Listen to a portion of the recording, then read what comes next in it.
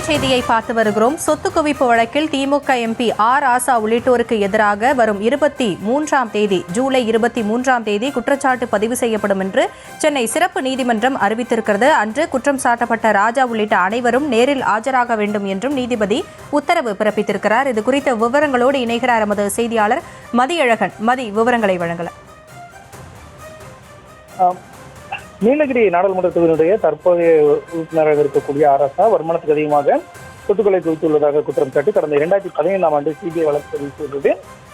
7 ஆண்டுகள் விசாரணைக்கு பின் ஆர் ராசா அவரது உறவினர் பரமேஷ்குமார், நண்பர் Krishnamurthy, Kovai shelters promoters India private limited மற்றும் Mangal tech park limited N Ramesh, Vijay Sadarangani என 4 நபர்கள் மற்றும் 2 நிறுவனங்களுக்கு எதிராக சிபிஐ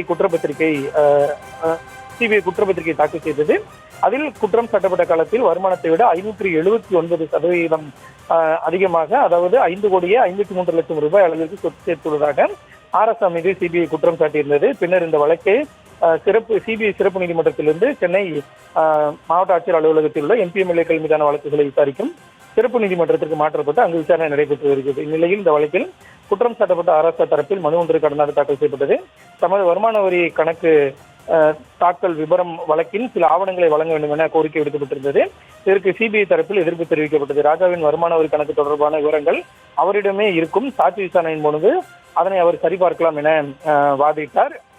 அனைத்து தரப்பு வாதங்களுக்கு பிறகு தீர்ப்பை ஒத்திவைத்த நீதிபதி இன்று அதில் தீர்ப்பளித்தார். அதில் வருமான வரி கணக்கு தாக்கல் செய்த விவரங்களை கோரிய ராஜா மனுவை தள்ளுபடி செய்து நீதிபதி உத்தரவிட்டிருக்கிறார். பின்னர் இந்த வழக்கில் ஜூலை 23 குற்றச்சாட்டு பதிவு செய்யப்படும் என அறிவித்த நீதிபதி அன்று ராஜா உள்ளிட்ட குற்றம் சாட்டப்பட்ட அனைவரும் நேரில் ஆஜராக வேண்டும் என உத்தரவிட்டு விசாரணை அன்றைய தினத்திற்கு ஒத்திவைத்தார்.